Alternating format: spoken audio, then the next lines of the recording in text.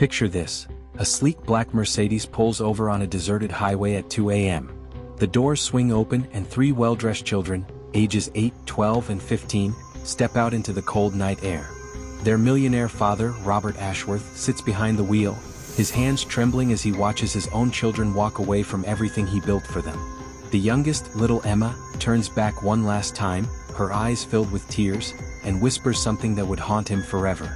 What she said in that moment would not only change their lives but reveal a truth so shocking that when the world found out, it sparked a movement that reached millions of people across the globe.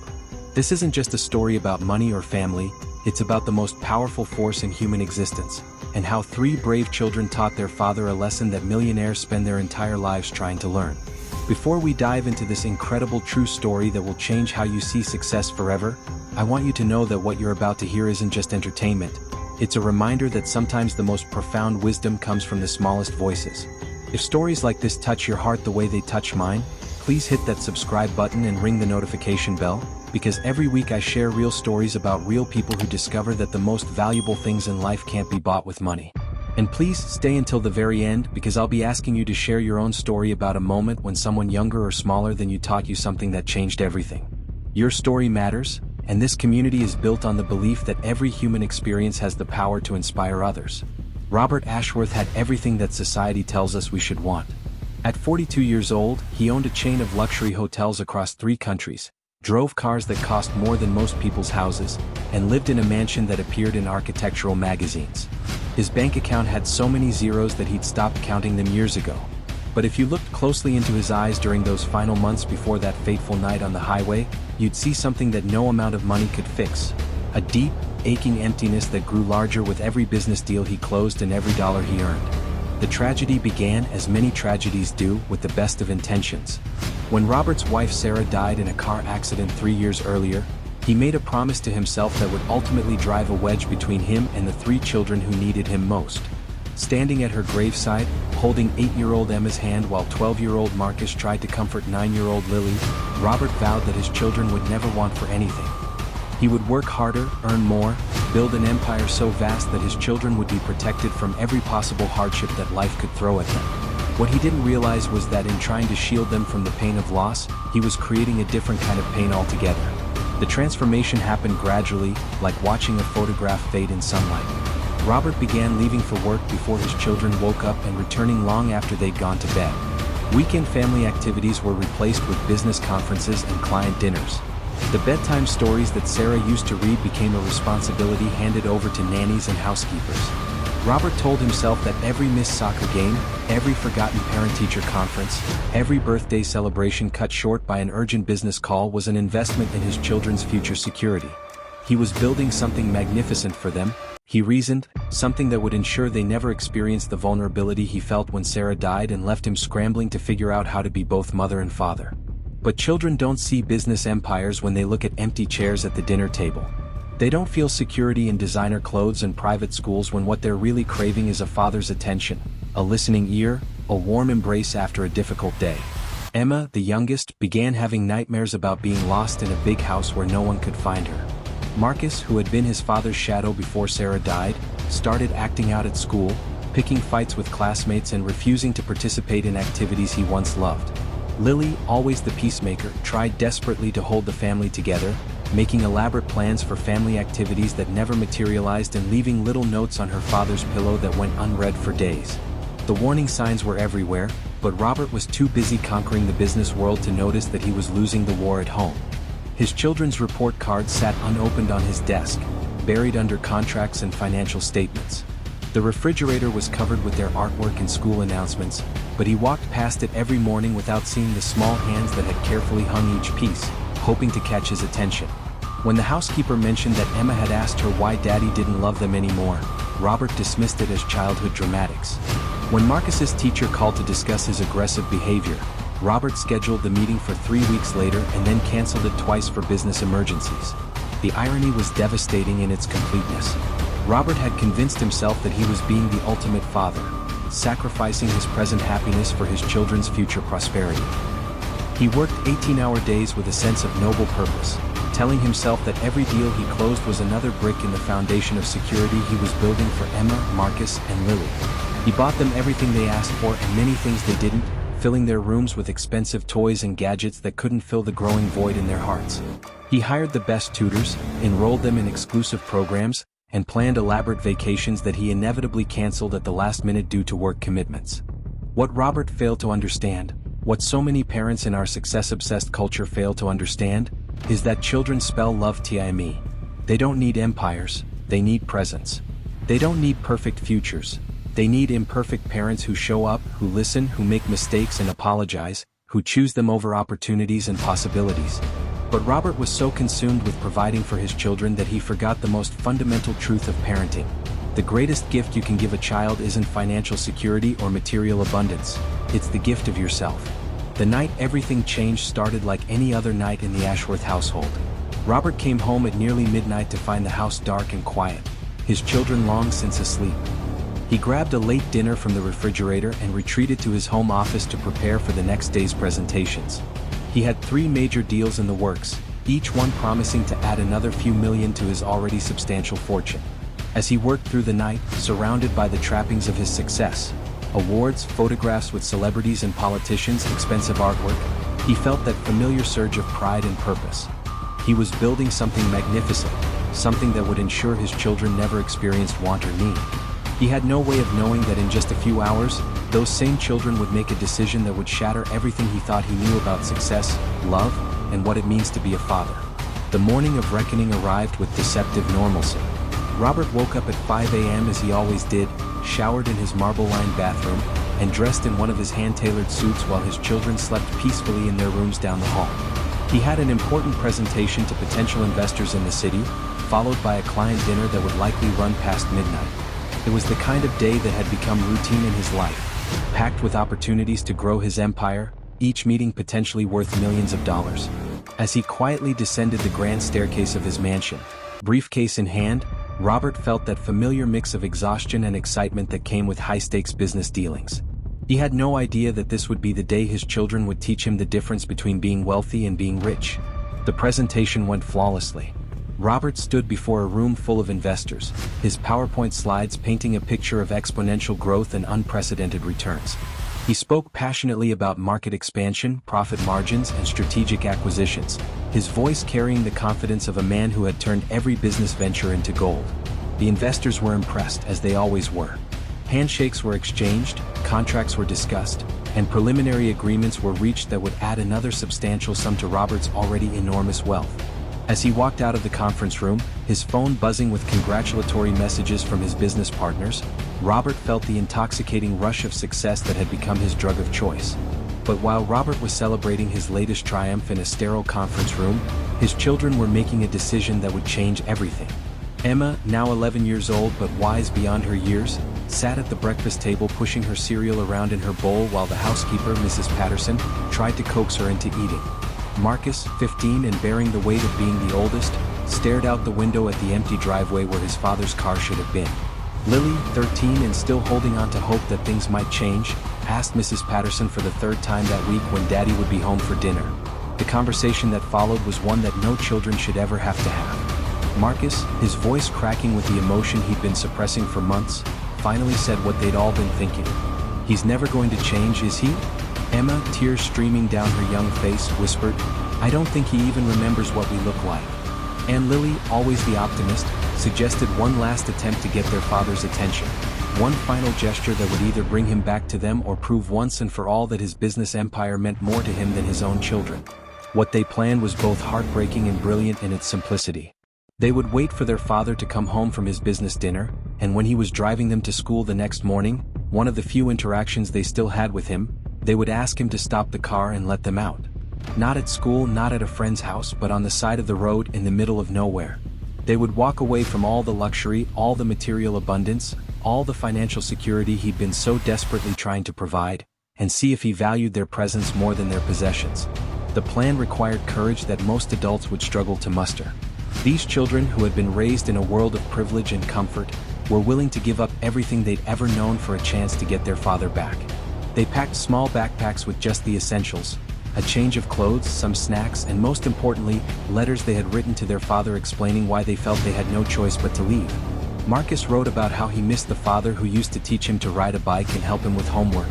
Lily wrote about all the family traditions they used to have and how empty the house felt without their father's laughter. And Emma, in her careful childish handwriting, wrote simply, "Daddy, I would rather be poor with you than rich without you."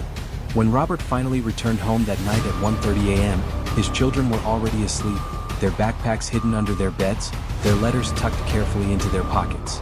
He moved through the house like a ghost, grabbing a quick snack from the kitchen and retreating to his office to review the contracts from his successful day.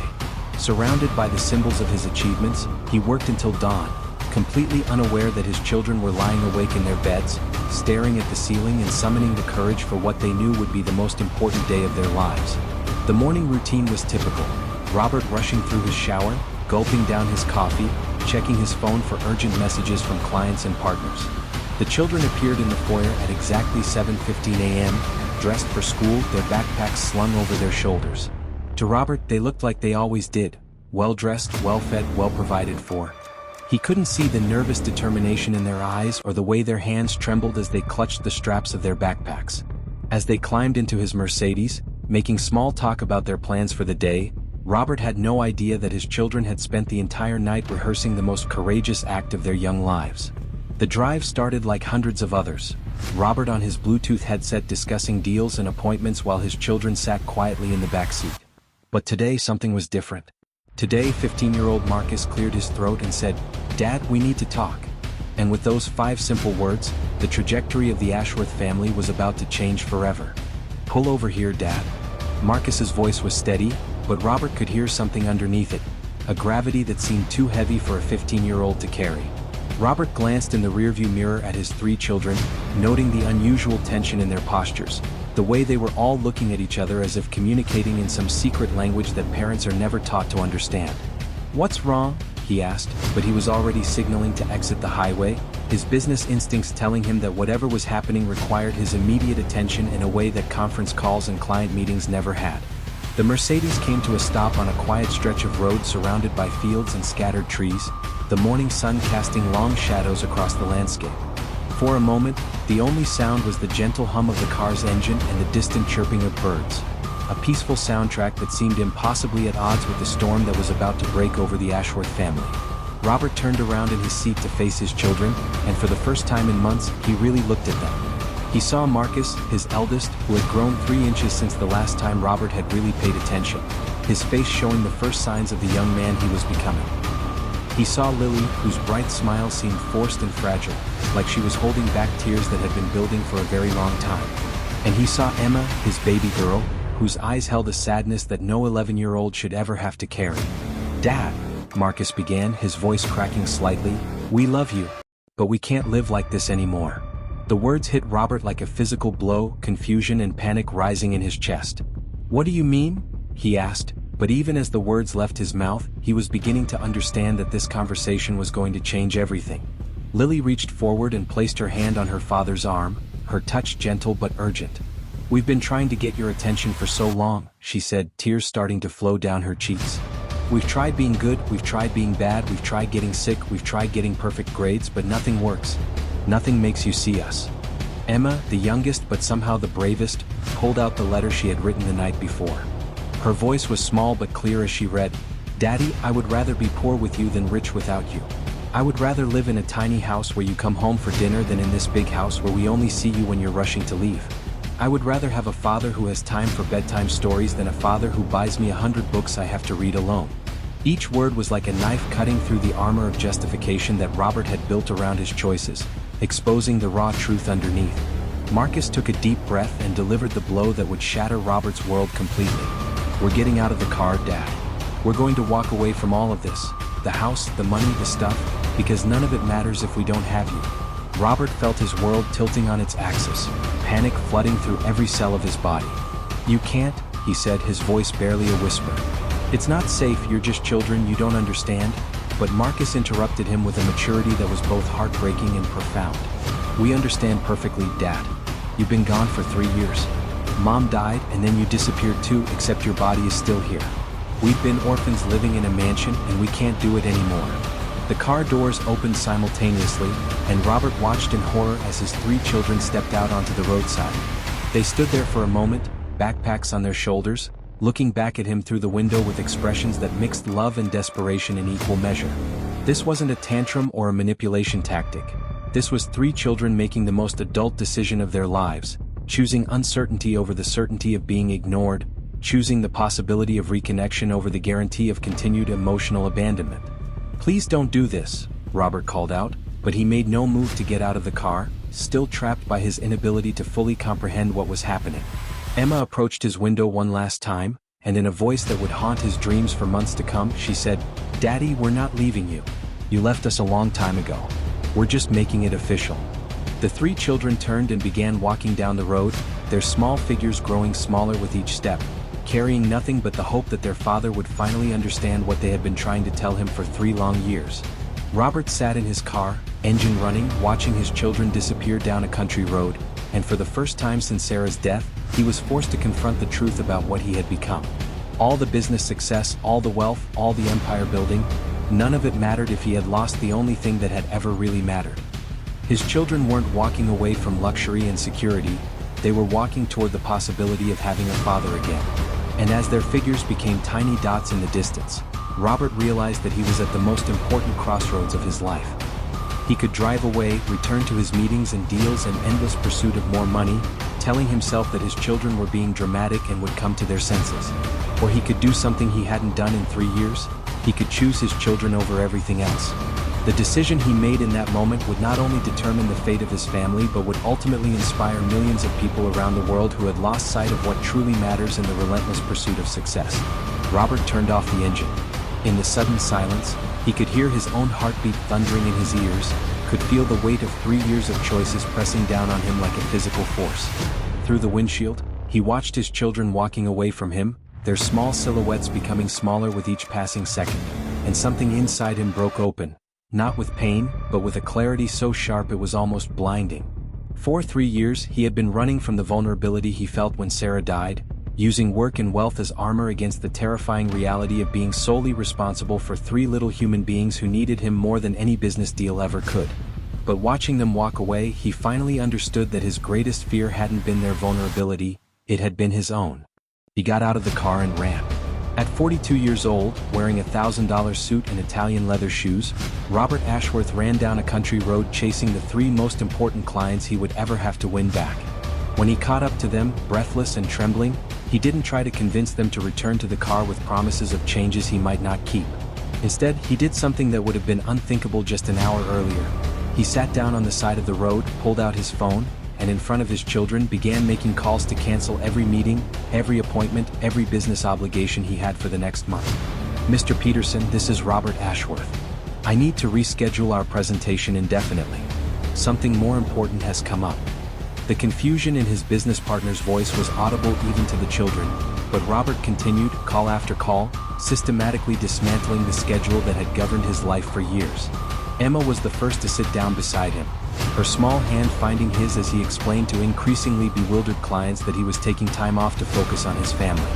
Marcus and Lily joined them, and soon the entire Ashworth family was sitting on the grass beside a rural road, watching their father choose them over everything else for the first time in their memory. What happened next became the foundation for one of the most remarkable family transformations in modern times. Robert didn't just rearrange his schedule, he rebuilt his entire approach to life and success. He sold 2 of his 3 hotel chains, downsized to a smaller house, and restructured his remaining business so that he could work from home 4 days a week. But more importantly, he began the slow, patient work of rebuilding relationships with 3 children who had almost given up hope of having their father back. He learned their favorite foods, their fears, their dreams, their friends' names. He attended soccer games and school plays, helped with homework, and instituted a family dinner rule that was non-negotiable. The transformation wasn't instant or perfect. There were setbacks, arguments, and moments when old patterns threatened to reassert themselves. Emma had nightmares for months about being abandoned again. Marcus struggled with anger over the lost years and needed professional counseling to work through his feelings of rejection. Lily took the longest to trust that the changes were permanent, constantly testing her father's commitment with increasingly complex emotional needs. But Robert persevered with the same determination he had once brought to business deals, except now he was fighting for something infinitely more valuable than profit margins or market share. 6 months after that morning on the road, the Ashworth family began sharing their story publicly. What started as a simple blog post about work-life balance grew into something much larger, a movement that resonated with millions of parents who recognized themselves in Robert's story. His TEDx talk, "The Day My Children Fired Me as Their Father," went viral, generating thousands of responses from parents around the world who had been forced to confront their own priorities. The children joined him on stage at many events, sharing their perspective on what it felt like to compete with smartphones and spreadsheets for their father's attention, and what it meant to finally win that competition. Their story became a catalyst for change in countless families. Parents began sharing their own moments of reckoning, their own decisions to choose presence over productivity, relationships over recognition. The hashtag #MyChildrenFiredMe trended globally as people posted photos and videos of themselves putting down their devices, leaving work early, saying no to opportunities that would take them away from the people who mattered most. Corporate executives began re-evaluating policies around family time, schools started conversations about the hidden costs of overachievement culture, and therapists reported an increase in parents seeking help to reconnect with children they felt they had lost to the demands of success. But perhaps the most powerful outcome was the ripple effect within the Ashworth family itself. Emma, now 14, volunteers with children whose parents are going through divorce or crisis, using her experience to help other kids navigate family difficulties. Marcus, 18 and headed to college, chose to study social work instead of business, inspired by the transformation he witnessed in his own family. Lily, 16, started a nonprofit organization that connects busy parents with resources for rebuilding family relationships, turning her natural gift for bringing people together into a force for healing. Robert still runs his remaining hotel chain, but it operates very differently now. He's implemented radical family-first policies for all employees, created on-site childcare, and established a culture where personal emergencies always take precedence over business meetings. His profits are smaller, but his impact is immeasurable, both on his own family and on the thousands of families who have been touched by their story. The boy who once asked his father to choose between a business meeting and a school play now knows that he will always be his father's first priority, and that certainty has given him the security to pursue his own dreams fearlessly. 3 years after that morning on the country road, the Ashworth family returned to the exact spot where their transformation began. They brought a picnic lunch and spent the afternoon talking, laughing, and marveling at how a moment of desperate courage had changed not just their lives, but the lives of countless others. As the sun set over the fields where 3 children had once walked away from everything they knew, Emma looked at her father and said, "Dad, do you ever regret giving up all that money?" Robert smiled, pulling all 3 of his children close, and replied, "I didn't give up anything, sweetheart. I finally found out what being truly wealthy means." My dear friends, if this story moved you the way it moved me, I want you to know that you're not alone if you've ever felt caught between the demands of success and the needs of the people you love most. The beautiful truth is that it's never too late to make the choice that Robert made on that country road. The choice to put relationships before achievements, presence before productivity, love before everything else that the world tells us should come first.